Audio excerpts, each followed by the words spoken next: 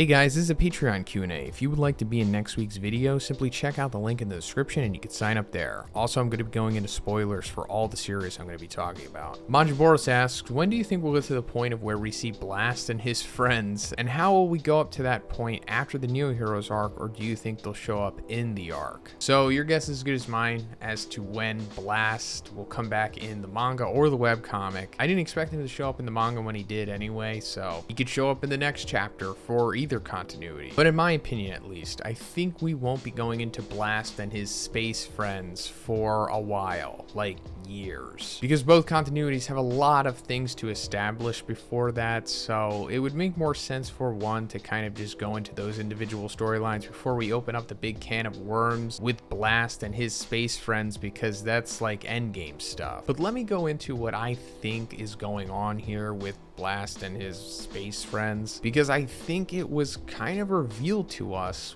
what is going on here in chapter 119 of the webcomic. Now, I've talked about this in another video, and I think I even talked about this on like another channel, but I'm pretty sure all of you watching this video don't know what I'm talking about here or haven't seen my previous videos on this stuff. But anyway, in the cold opening of chapter 119 of the webcomic, where Saitama goes on this quest with like these night dudes, and it's not really supposed to be important on the surface, it's more so supposed to be comical if anything, but we know how one is, and he cleverly disguises important pieces of the story with gaggy elements and has them hiding in plain sight. And one of the biggest cases of this ever happening is in this cold opening of chapter 119. So this night dude is explaining this story to Saitama, and he says, according to legend, a colossal dragon descended upon Earth and became the embodiment of destruction. In just a few days, it took countless lives and scorched large swaths of land. As a result, its overwhelming cruelty became known as the Cruel Dragon. Now, in my opinion, this Cruel Dragon represents the actual origin of God, like the final boss of the series, God. But going further, he says ancient soldiers gathered together and with a great many sacrifices managed to weaken the Cruel Dragon. Seal masters separated the essence of the dragon using 9 seal stones and sealed them in 9 temples scattered across the land. The duty of watching over the Cruel Dragon seals was passed down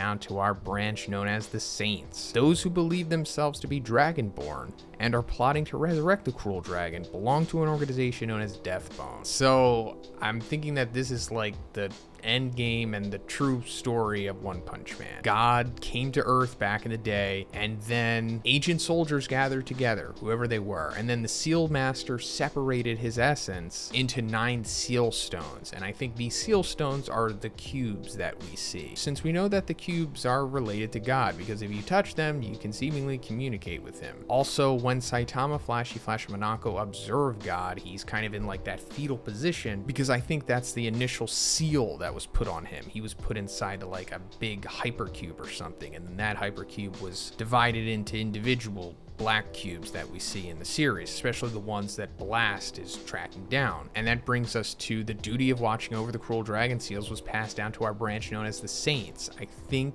that's who these guys are. They're the Saints. Blast is like the saint of Earth, I guess, and then these are the saints of the other planets that God has tried to take over. And then the Deathbone are just the antithesis of the Saints. Psychos, Orochi, Drive Knight, they're kind of like Deathbone members, but not exactly, because obviously they don't identify themselves as that yet. And Saints and Deathbones aren't like the real name of these individual groups. It's just the name that one chose for this cold open. We don't know the true name of their teams yet. Yeah, that's who these guys are, and they're all supposed to protect these cubes so that God doesn't get resurrected. And we see like a silhouette of God in the background here when Blast says, you know, he's not fighting alone out there. Now, I don't know if they're literally fighting against God, so I assume his presence here is just representing that they are fighting against his forces, probably the Deathbone. So like the other Psychos and Orochis and Drive Knights out there in the galaxy or whatever, that's who they're all fighting against. So considering that this is like the Endgame stuff, we probably won't find out the truth for like years.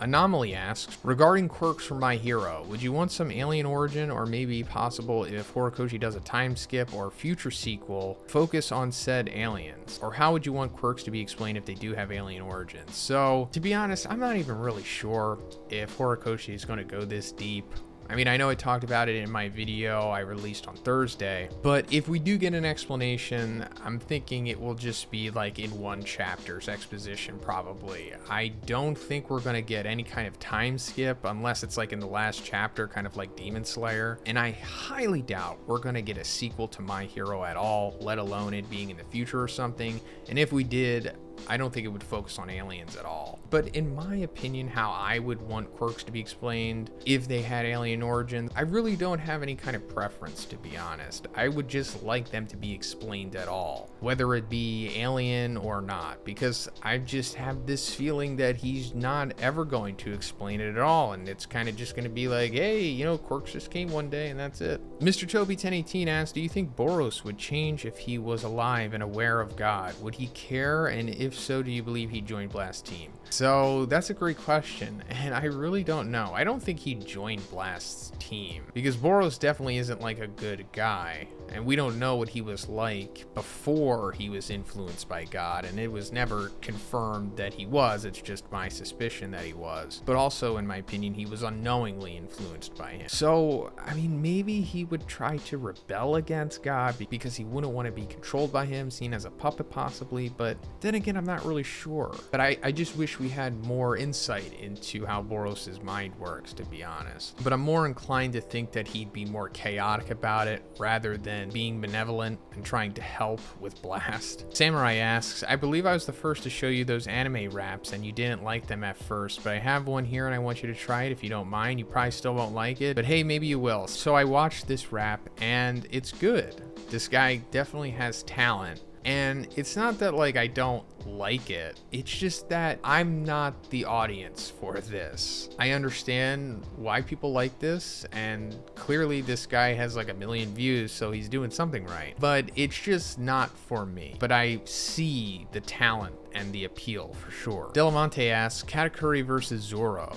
So right now I'm thinking Zoro wins for sure. Before Wano, it's up in the air. Maybe Katakuri probably wins. But after Zoro has taken down King and had that performance against Big Mom and Kaido, it's hard to believe that Katakuri would be able to stop him at this point. I mean, it wouldn't be a squash match. It would be competitive for sure, but I think Zoro would eventually win because King is probably just as strong at the minimum, if not, you know, likely stronger than Katakuri. Garrett M asks, have you seen Super Crooks? It's a world of superhumans that takes place in the USA for the most part and follows some criminals. It's a great anime and I highly suggest it. So I haven't heard of this, but I did watch the trailer and it does look pretty interesting. It's kind of like The Boys in a way because it's following the villains, although I'm sure it's going to be revealed that they're actually like the good guys or like the anti-heroes or some of them anti-villains. And like the big face of the superheroes is like the main antagonist, because in this series there appears to be like some kind of All Might and or Homelander type individual, and I wouldn't be surprised if it turns out that he's probably not a good guy deep down. But yeah, this does look good and I may check it out, to be honest. Little Ferrari asks, how do you see a fight going between Pattinson's Batman, Bale's, and Affleck? If Affleck wins easily,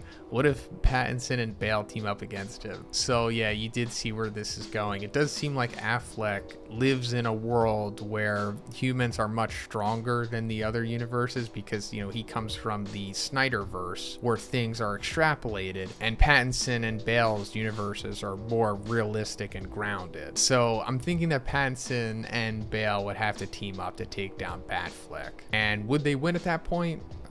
Probably. I mean, it depends on what gear Batfleck brings, but if he doesn't come like too overpowered, then I'm sure Pattinson and Bale teaming up can take him down, but it wouldn't be easy. That's pretty much it for the video today, guys. I want to thank all of my patrons for continuing to support me. Thank you so much, guys. I really do appreciate it. And once again, if you would like to be in next week's video, simply check out the link in the description. You can sign up there. And if you liked the video, please give it a like and please subscribe if you haven't already. Have a great day and I'll see you in the next one.